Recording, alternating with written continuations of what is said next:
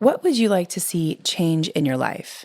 And what is the biggest obstacle that you're facing now? I run a 5-week program at the Inner Knowing School for serious individuals who are ready to take the next step in their personal and professional lives. I will personally be coaching a small group of individuals, a number of practical tools and frameworks for creating an intuition practice and for self-mastery. You can find more at theinnerknowingschool.com. I have a master's certification in intuition medicine, and I've condensed 10 plus years of experience and research navigating how to harness your energy and intuition in an easy to access live curated course.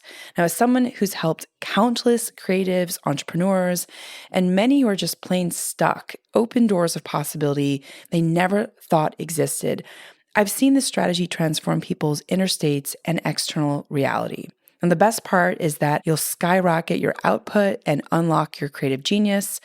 I'll work with you weekly live to overcome your limiting beliefs and show you how to manage your energy instead of your time. I'll teach you how to create clarity, processes, develop your intuition based on some of the top tools and frameworks that I've developed. And you'll get access to guided meditations and visualizations not available anywhere else. This method is so effective that even if you don't have that much time, or if you think that you might not be ready, this will work for you. You can check out the link in the show notes to join the waiting list, and you can check out what past clients had to say about the program. Wishing you all many blessings ahead. I'd like to thank our sponsors, Blood Moon Box, a monthly subscription box service for period pads and tampons to help support all humans who have a cycle for that time of the month, and no need to run to a store to mix and match period supplies that don't cater to the entire ebbs and flows of your cycle. There are 2 box options based on your cycle, light and medium, and then heavy. And in addition to the period products, you'll also receive PMS herbal teas, a candle, and some other items for your time of the month. You can reserve a box by navigating to bloodmoonbox.com. And bloodmoonbox.com is on a mission to destigmatize the idea of period blood. At Blood Moon Box, they believe that it is the time to honor the enchanting magic within every person who has a cycle. So join us in embracing the magic of your cycle with Blood Moon Box. Hi, my name is Yasmin Tarehi, and this is Gateways to Awakening, where we host one-on-one conversations with leading experts in wellness, well-being, and spirituality. Today's episode is with Anita Moorjani. After a 4-year battle with cancer, Anita fell into a coma and was given days to live. And as her doctors gathered to revive her, she journeyed into a near-death experience called an NDE, where she was given the choice to return to her physical form or to continue into this new realm. And she chose the former, and when she regained consciousness, her cancer began to heal. And to the amazement of her doctors, she was free of the countless tumors and cancer within weeks. Her book, Dying to Be Me, has sold over 1 million copies worldwide in now over 45 languages. And she's also the author of What If This Is Heaven and Love, a story about who you really are. And I had the pleasure of hearing her inspiring talk at a conference last fall, and I'm just so delighted to welcome her to the show to talk about a highly requested topic, near-death experiences. I also read her book, Dying to Be Me, years ago, and I was so moved by it. So I'm so excited to welcome Anita Moorjani to the show. Welcome, Anita. Thank you, Yasmin, and thanks for that beautiful introduction. Oh, you're welcome. I'm so happy to be here. Oh, likewise. So Anita, to kick it off, what is a near-death experience? I know that we kicked it off, speaking about it in your bio, but can you tell us, what you went through and what that experience was like? Okay, so for me, what it was like was it's being disengaged from your body. So realizing that you live on beyond your physical body. So I knew that I was dying. I was going through the dying process, my spirit had already started to separate itself from my physical body. And I realized I continued to exist. And for me, it felt like I was super powerful. So there was my physical body, weak and laying on the hospital bed, dying. But yet I was feeling amazing and strong and free and filled with love and just joyous. And I was feeling more incredible than I've ever felt in my entire life. And I could see my body lying on the bed. I wasn't part of my body, but I felt incredible. And I knew that I was going to be fine. And when I say I don't mean my physical body. It was like, it doesn't matter if I live in the physical or not. There's this knowing that I am eternal and the eternal me is fine. It's just going to go on to the next chapter of this eternal life that we all have. Wow. It's so fascinating, Anita. And, just to give context for folks listening, you had been battling cancer for 4 years at that time, and you were actually in a coma and given just a few days to live, correct? Yes, hours And to live. hours to live. And then you had this miraculous situation, right, where your cancer began to heal when you came back from the other side. Can you talk about what you kind of experienced in that state, and also what type of cancer you had, just so folks who are listening can really understand the miracle, that happened to you? So I had lymphatic cancer, which means cancer of the lymph glands and the lymphatic system. And it was so they call it lymphoma. And it had spread throughout my entire lymphatic system. So I had tumors from the base of my skull all around my neck. And these tumors were the size of golf balls. And they were under my arms, in my chest, all the way down to my abdomen. And my body stopped absorbing nutrition. So I weighed about 85 pounds. I didn't have the strength to stand up or walk. I would lay down most of the time, but my lungs were filled with fluid. And so I had difficulty breathing. And when I would lie flat, I would choke on my own fluid, the fluid from my lungs. And I was I looked like a skeleton. I weighed 85 pounds. My muscles had completely deteriorated. And I was in so much pain and so much discomfort that on this day, February the 2nd, 2006, I went into a coma, and the doctors told my family that I wouldn't even make it till the next day. They said basically, the next 24 hours was pretty much all I had. And they didn't expect me to come out of the coma. But after the near-death experience, after experiencing that freedom on the other side and the knowledge that it was not my time to die yet, and I was given a choice as to whether to come back, and with some coaxing, I did come back. And after coming back and opening my eyes, around 30, 36 hours after going into the coma, I started to open my eyes, and my body just started to heal. And at first, the doctors just kept telling my family, don't raise your hopes. People go in and out of comas. But I didn't go back into the coma after I opened my eyes. I was a little bit delirious, so I was a little bit like groggy. But slowly over the days, I started to get more and more clarity. And I kept saying, do you know, my dad is with me right now. And he said it's not my time to die, because I had seen my deceased father when I was in that state. And in about 4 or 5 days, the doctors noticed my tumors had shrunk by about 60%. In 3 weeks, they were having trouble finding any trace of cancer. And in 5 weeks, they let me go home to live my life cancer-free. Wow. I'm so moved by that story. I mean, because it just opens up such a kind of philosophical conversation about life and what it means to be in the physical body. And you speak about leaving that physical body and almost like witnessing the physical body, which I think is so fascinating. Why is this so meaningful? How has this experience changed your views on life and death and kind of, what we're here for? So it's basically radically changed everything, including my priorities, my values, everything, because it made me question why I was doing all the things I was doing. I understood why I got the cancer. It was because I'd never allowed myself to truly express myself and be who I am.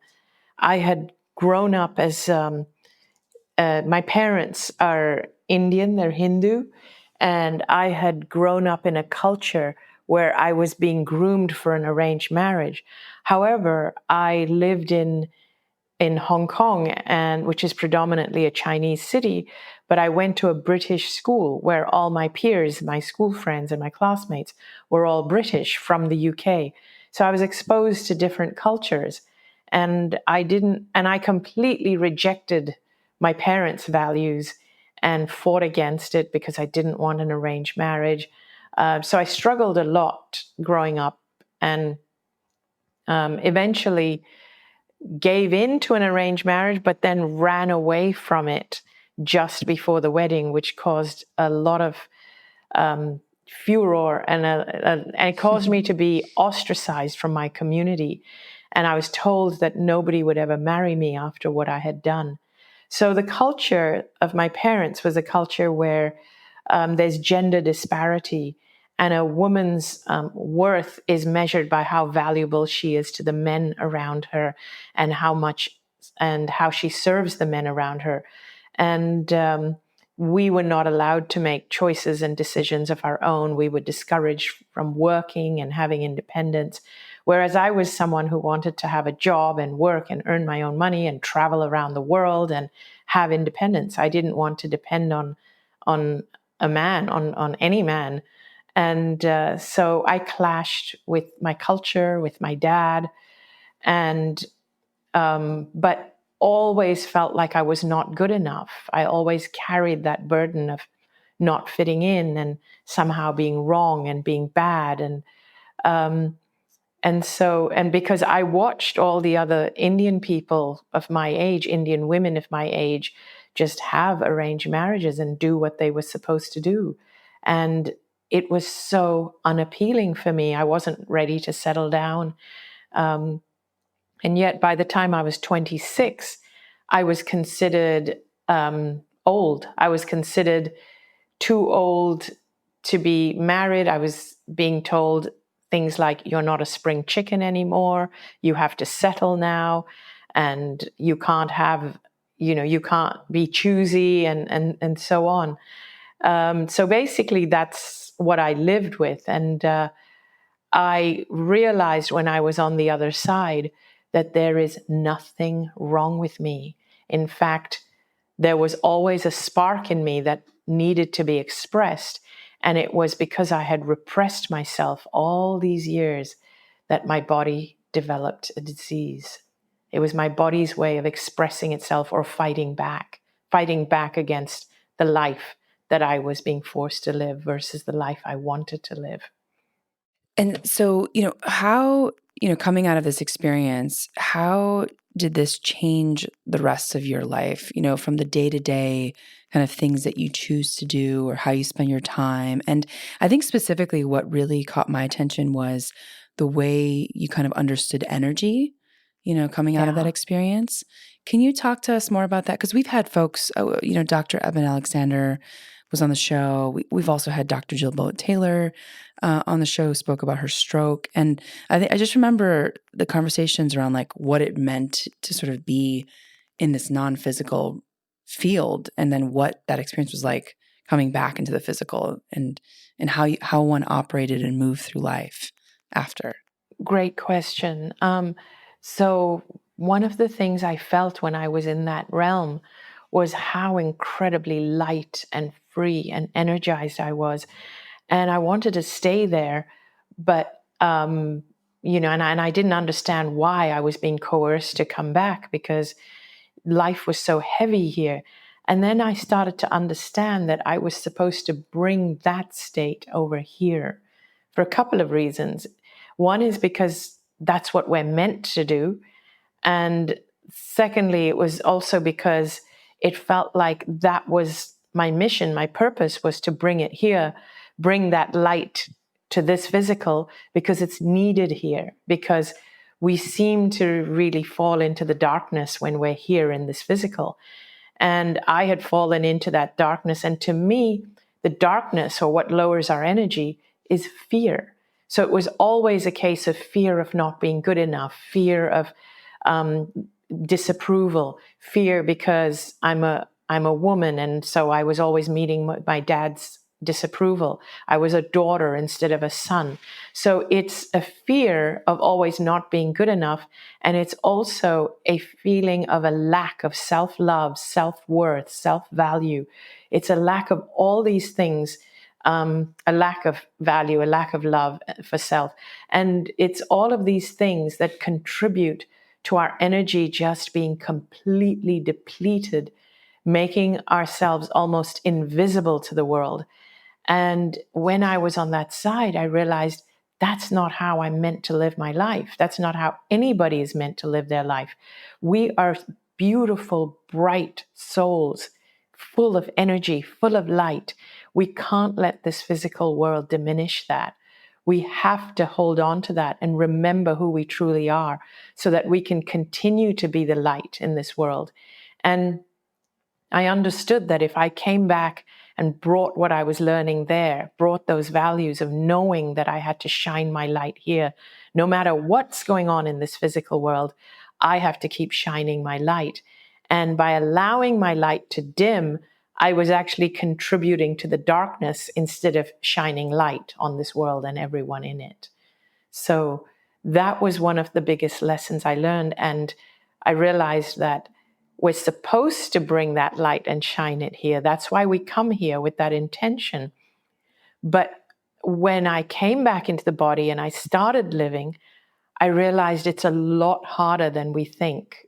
It's actually extremely challenging because we're always being fed fear-based messages. Always. We're always being fed messages about illnesses instead of well-being, messages about fear, because mainstream media, social media, our hospitals, medical institutions, all of these things spread fear instead of hope and love and joy and unity. We tend to, we have actually created and built this entire culture, this paradigm we live in. It's based on fear and competitiveness and lack of worthiness. And so I realized, wow, this is challenging because when I start speaking about my messages, trying to uplift people, instead of people feeling that oh my God, this is an amazing message, I have to run with it, and this is how I should be living, you're also dealing with a lot of people who defend the darkness, who say, oh, you're delusional and you don't have proof of what happened to you. And they're actually defending darkness and fear and violence and negativity instead of saying, hey, what a great idea, let's uplift the planet. And so you realize that actually it is more challenging than it seems. You know, at the time when I came back, I thought, oh yeah, of course, now that I know how to bring a piece of heaven here, let me bring it here and live that way, and life is going to be peachy. But you realize it's not necessarily the case. Mm. Yeah, wow. That makes a lot of sense. And interestingly enough, when we're connecting with people who don't have that direct experience or that experience of the love the freedom, the lightness, the love that you felt in that space, it is so hard to explain because our minds are trying to always make sense of things. And, so I'm really curious about, because at this point, like, it's an objective truth, what happened to you was miraculous, so the fact that it happened is just incredible, right? It kind of defies all the ways that we understand how tumors work, how cancer works. So what do you think the link is between healing our physical body and your experience of that near-death experience, that you spoke about? I'm just curious because, and we can even kind of dive into like what it means to have consciousness illuminating the physical body, but what do you think that link is? And maybe you could talk about your own just kind of direct experience. So for me, the link was, of course, because I experienced it, it felt directly related because I had this clarity that my soul was not being itself. It was not living fully. It was not doing what it came here to do. And so my body was not being used to express itself in the way that my soul had intended. And so it was like my body was fighting back, like, oh, you weren't meant to repress yourself. You weren't supposed to squash yourself, and you were supposed to be out there shining. And so the direct relation is that, then your body starts to repress and it starts to rebel. And but more importantly, I actually started to realize that if I don't want to be that person who had cancer, if I don't want to get cancer again, I needed to still live my life in the way that I had learned from the near-death experience, regardless of whether people believe me, don't believe me, think I'm crazy, think I'm delusional. I did not want to go back to being that person that I was before because that was the person that got cancer. I needed to be true to myself. And being true to myself means being true to my spirit, who my spirit and soul came here to be. And we all think, and I was guilty of this too, before the near-death experience, I used to work hard at trying to be spiritual. In other words, I used to think, oh, do I need to do more to erase my bad karma? Do I need to pray more? Do I need to meditate more? What do I need to do to be more spiritual? Death taught me that you don't work at being spiritual because you are spiritual already. You are a spirit that is expressing itself through this body. You're born spiritual, and when you die, you return back to spirit. Sometimes you lose yourself during life, but you never lose your spirit. It's always there. It's always trying to express itself through you. What we do is we end up having layers of what I call inauthenticity, layers of masks that we put on in order to survive society. And as we put these layers of masks, we bury our spirit deeper and deeper. So in order to be spiritual, and I use air quotes, in order to be spiritual, it's not about doing more and being more. It's about undoing. It's about letting go and releasing all these masks and layers that we've added through our lives and really uncovering who we truly are. So being spiritual and being your authentic self are one and the same thing.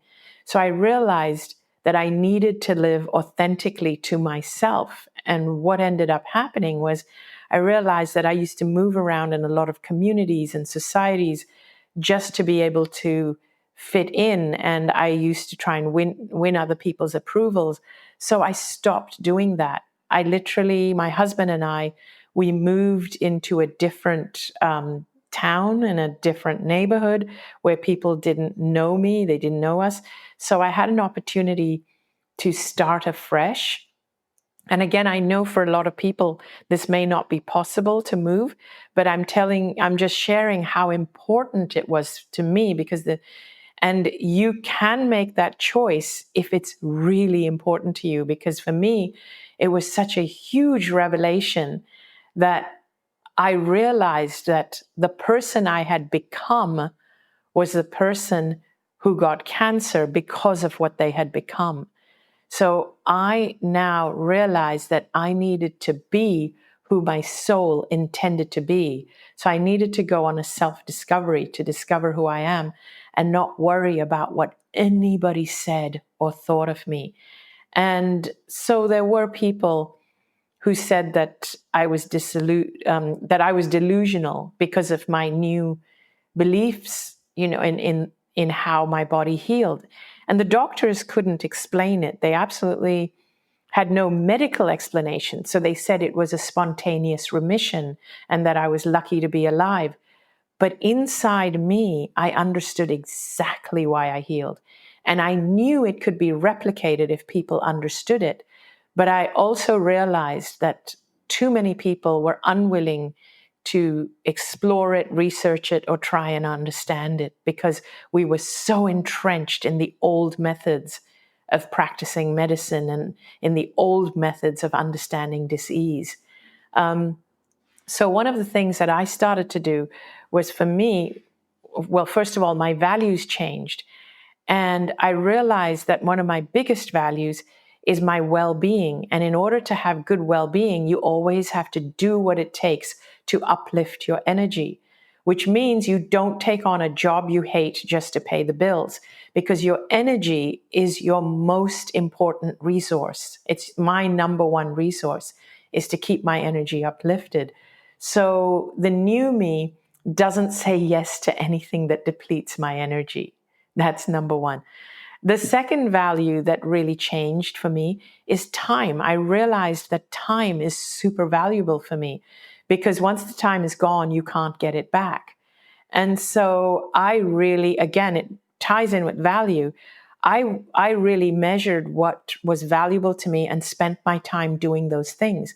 And those things had to be meaningful to me. They had to contribute in some way to the world, but also to my energy state, because I never wanted to perform services that depleted my own energy, because the more you deplete your energy, the less you have for your well-being and for your joy. And then you start to develop disease again, and we're back to square one.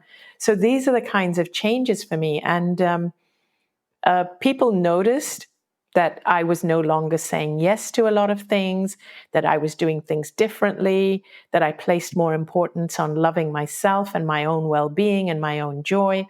And I was judged and criticized and lost some friends. But over the years, they've seen how much my life has changed and how much I am now able to do in terms of service and for the world, because it made me a lot more powerful.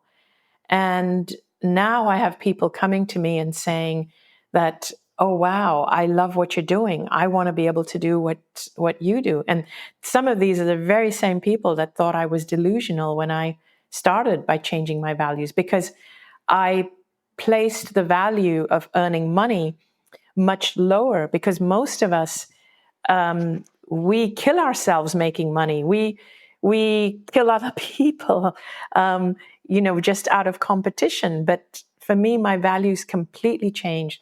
We live in a world that places money over and above everything. It places money over and above our well-being, our relationships with others. Money is more important than in our healthcare system. Money is valued higher than our health. In our education system, money is valued higher than actually our education, and so on. You can look at every system we have. The highest value is money. And so we grow up with this value ingrained in us, even if we don't realize it. But death was actually the only thing that taught me that my highest values need to be my well-being, my energy state, and my time. And money will come when I take care of those three things.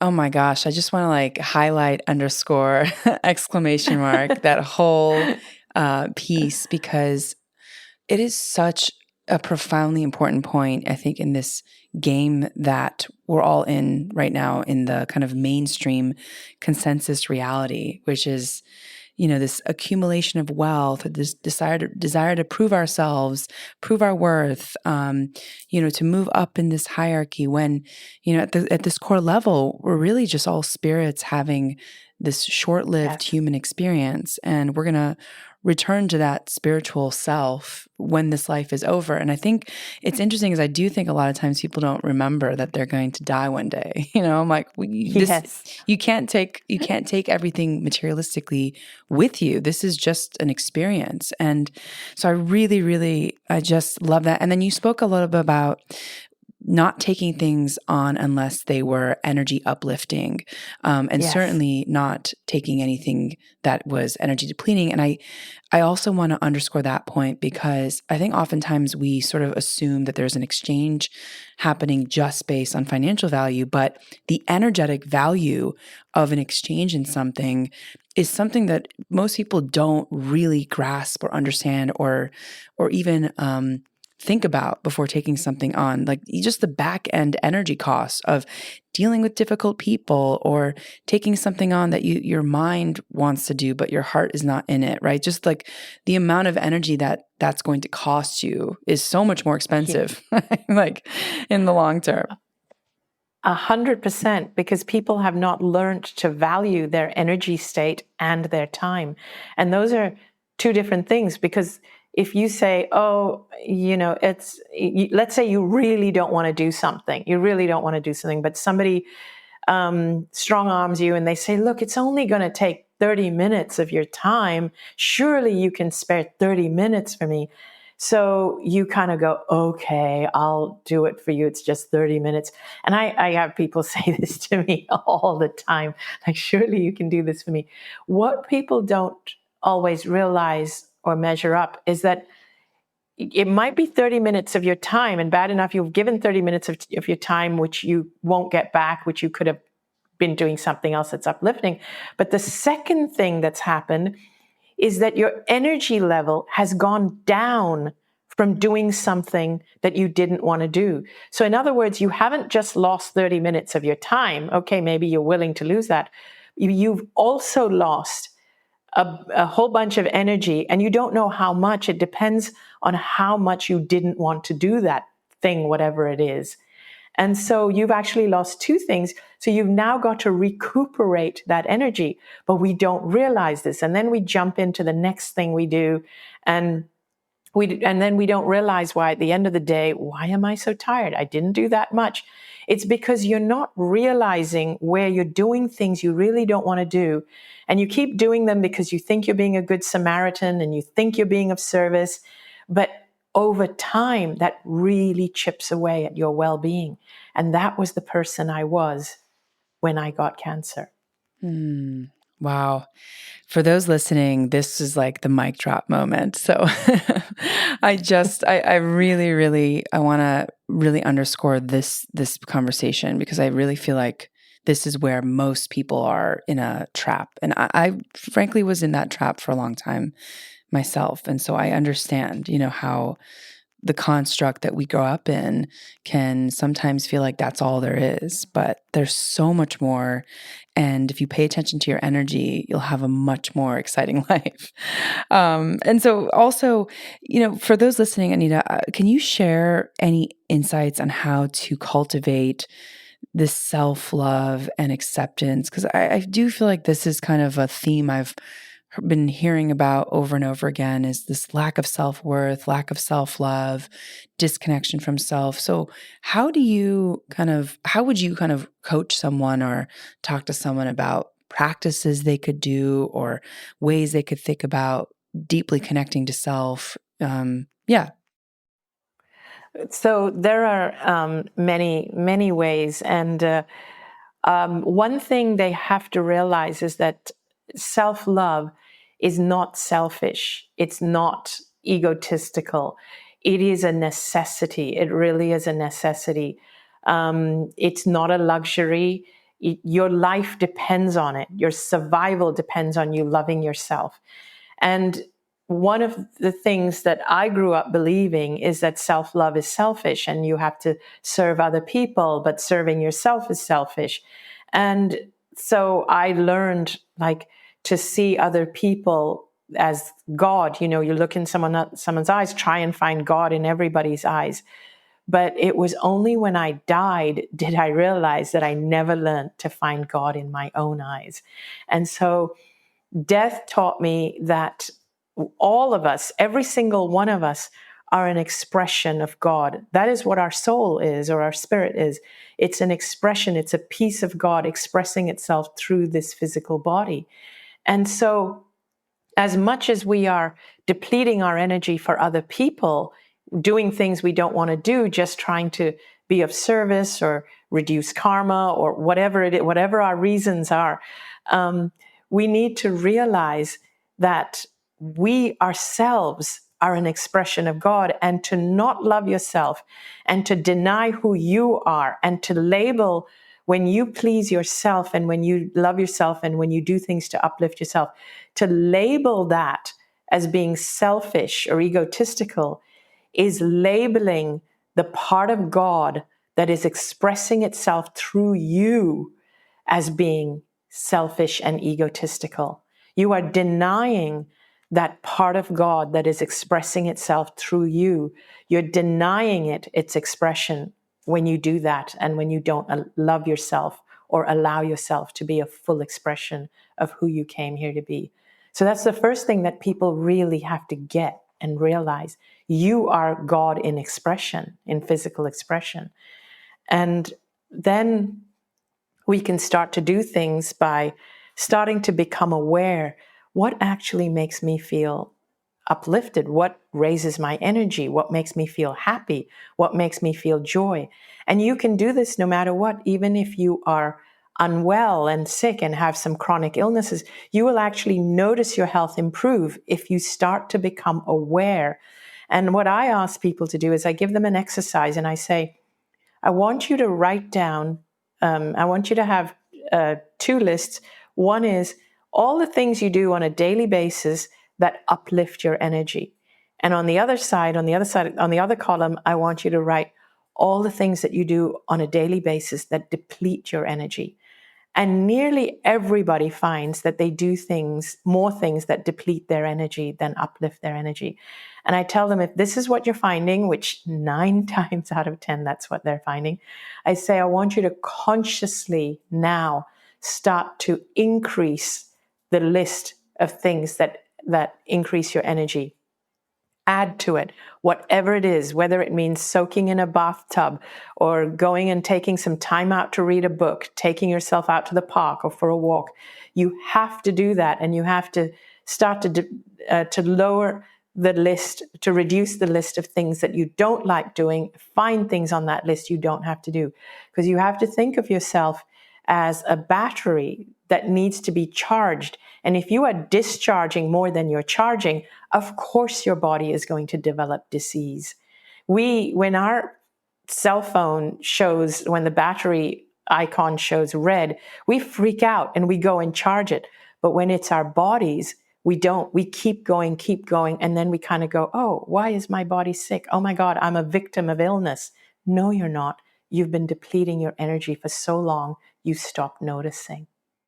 I love the analogies, the battery and also just taking inventory of what is giving you energy and what's kind of taking it away. And it's funny, I was just visiting my parents, and my dad is a physician, and he was saying, he oftentimes asks people, do you enjoy your job, or do you enjoy what you do every day? And he said, 9 times out of 10, he found that a lot of people didn't actually enjoy what they were doing day to day. And that, Yep. that really adds up. And so I love this exercise of at least infiltrating your life, your day-to-day life, with as much play, as much, connection to self as you can, and then being really conscious of it and being aware of it. And I also, sometimes I do this list for myself, and I notice, like, social media, oh my gosh, what a huge depletion. It's just like 90 99% of the content on social media, maybe that's a little bit high, but most of it is sort of just the back end energy cost piece is something we're not really accounting for. So I love that. Okay, Yes. so folks listening, take a list and write down things that uplift you, and then write down things that deplete your energy, and really kind of just get a awareness around how you're spending your time. Yeah, and ask yourself, how often do you laugh? It's really important to laugh. And if you're finding that you don't, you can go through days without laughing, then alarm bells should go off. Yeah, I love that. I love that. It's so funny. After all the conversations I've had in the world of spirituality and consciousness, it's like humor just feels like it's the highest realm of consciousness, because we could just laugh about the idea that, this is just a hilarious kind of experience that we're all part of, and Exactly. deflates importance, right, on everything. So Yep. you have also 2 books, What If This Is Heaven, and another book called Love, A Story About Who You Really Are. Can you tell us? Actually, I have more. Sensitive is the New Strong is the latest book. Oh my gosh, I don't think I've read that one. Okay, so would love to Oh, hear a little bit about all your latest book. Let's talk about that, and then if we have time, we can go back to What If This Is Heaven about. But I'd love to hear more about your latest book, and then why you decided to write it. so the reason I decided to write it, so it's called Sensitive is a New Strong.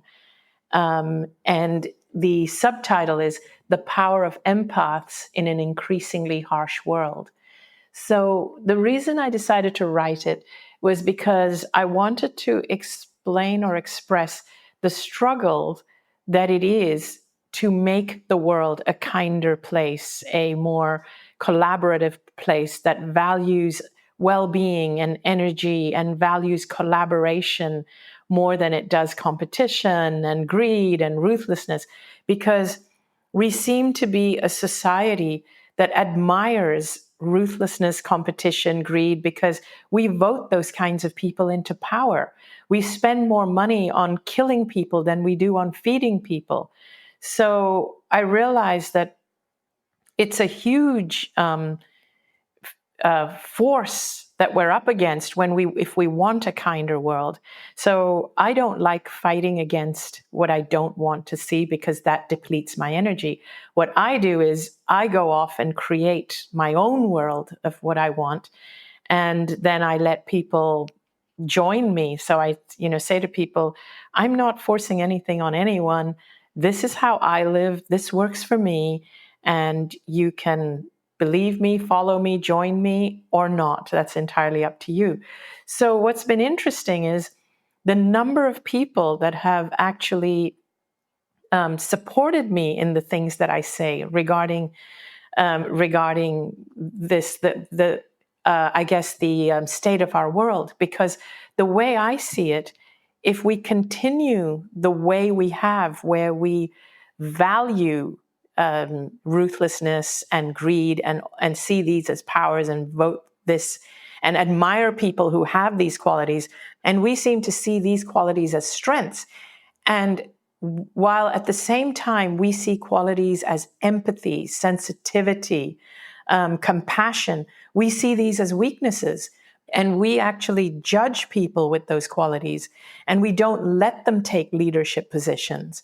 And so you look around at the world and you think, no wonder the world is in this state, if these are the values that we're growing up to believe in.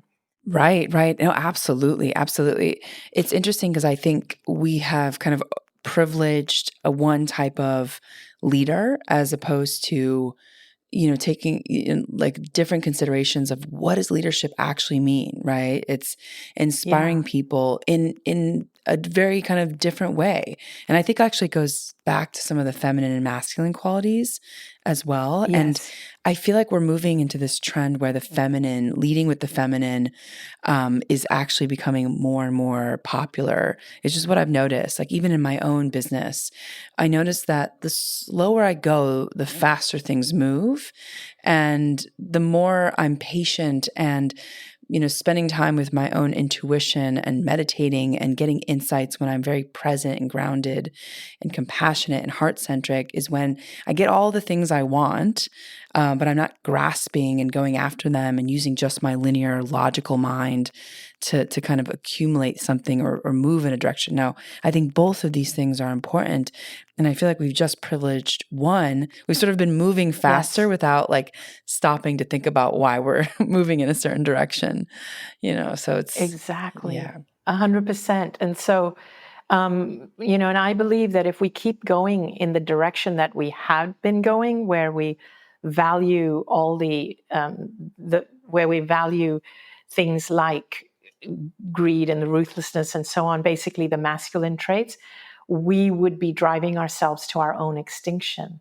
And and I feel the only way to change it is if we actually start changing the parameters around which we measure strength, and we actually start saying being sensitive and vulnerable is a strength, being empathic is a strength.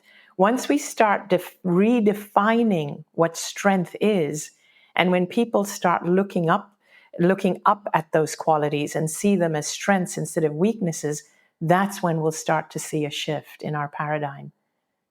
That's what drove me to write that book, because people would mistake my kindness as a weakness. And this happens the world over. Kindness and empathy and compassion gets mistaken for weakness. We need to say those are strengths. Amen. Amen. I love that so much. And it's so needed, this type of work and knowledge. So we'll leave the link to that book in the show notes. And, how did you see the pandemic, coming out of the pandemic, shifting people's perspective when it comes to connecting with others and themselves? Did you feel like there was a positive shift, a negative shift, just based on some of the stuff that you were working on? It's interesting that it actually created some extremely positive and some extremely negative. It created a bit of a polarity. And the trick for a lot of people was to ride the positive without falling into the negative. And so I remained very, very hopeful that the positive would actually win out. And we're still seeing a lot of the repercussions. But my own thoughts around the pandemic was that as long as we remembered that really what's most important is the unity, because one of the sad things that for me that I saw happening was that people were becoming extremely divided, so much so that they put their opinions about what was happening, whether it was your opinion about COVID itself or the vax, people put their opinions, the importance of their opinions, way above their relationships with people. So relationships were even destroyed because people had polar opposite views and opinions. And to me, that was the saddest part. It doesn't matter what your opinion is. And to me, it doesn't matter which side you're on, what you believe in. We have to remember that all of us, regardless of which side of the fence you're on, we're all going to die one day. We're all going to be on the other side one day. And the most important thing is the relationship you have with the people around you. And you're going to realize that when we cross over. It's more about listening to each other than trying to defeat each other with our side of the argument. And I saw a lot of that happening, where people were just trying to defeat each other and knock each other down, instead of just listening and trying to understand, why do you have that opinion? And then, okay, now you listen to me and I'll tell you why I have that opinion. And we realize that both opinions, both sides, come from a place of fear. And if we can come together and approach everything from a place of love, we can heal it a lot faster. So I do think a lot of positive came out of it, but I think that we could have avoided a lot of unnecessary pain and heartache if people really knew that the true value should have been the connection, the love, and the elimination of the fear. The fear is what makes people go into survival mode and become very competitive and divisive. Mm. Yeah. Wow. Amazing. It's so fascinating. I'm super curious, Anita, what sort of things have surprised you the most on this journey, looking back since 2006? Gosh, that's an interesting question. I'm trying to think. There has been, it's the reason I'm hesitating is because there have been a lot of things that have surprised me, but in different ways. Like some have been amazingly positive, great surprises, and some have been like, oh, I didn't expect that from humanity, surprise in the opposite way. So I'm trying to figure out what to dive into first. I think one of the things that really caught me by surprise was very early on when I discovered. So when I came back from the other side and the cancer healed, I really thought that I had something positive to share and wanted to shout it from the rooftops because I really believed it would help a lot of people. What really surprised me was the amount of resistance I was getting. It was like people wanted to knock me down, and they don't want to know that, oh, you can, there are different ways to heal your disease, and these ways are more lasting and permanent because you get to the root. And and people didn't want to hear it, and instead made me sound like I was crazy or delusional or woo woo for speaking of these things, which I honestly thought could save people's lives. So that came as a real surprise. Oh, they're not interested in healing cancer after all. They just want to do it through pharmaceuticals, or maybe it's because people don't want to take responsibility for their health. But for whatever reason, the amount of resistance shocked me. So I stopped sharing unless I was in very, very safe groups. What surprised me on the opposite end of the scale is that how much then I discovered that there were a lot of people who were interested, but they're not part of mainstream. So basically, mainstream media, and this is a big shock, that what mainstream media tells you is way behind what you find out when you move around in some other closed circles. And what surprised me was the amount of support I then received from people who truly were interested in what I was in what I was sharing. And so people like Wayne Dyer coming into my life, and all kinds of people like that. He's just one example of a ton of people like that that came into my life. And even Ellen DeGeneres shared my message and told everybody in her audience to read my book, and Dr. Oz. And so then I started to realize, oh, there is a whole other faction of people that really do believe in it and want to help spread this message because they're trying it out for themselves and it works. And so those have kind of been, and the surprise is also that it's almost like two opposing things. You have one faction that are so against it, and another faction that are like, oh my God, you've got to share this with everyone. Everyone needs to know this. So Wow.